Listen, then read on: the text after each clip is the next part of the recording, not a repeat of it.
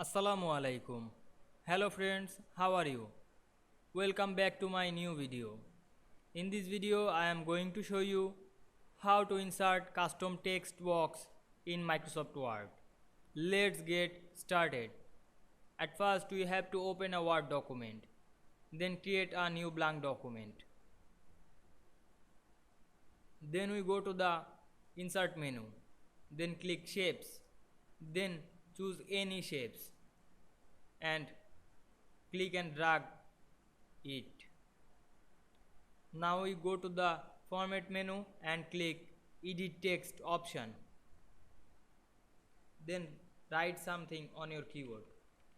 Now we see in this shapes included text box.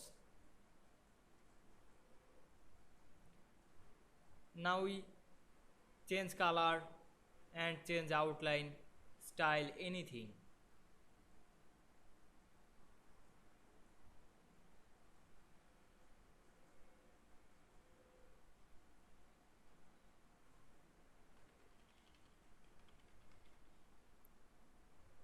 I hope you enjoy this video.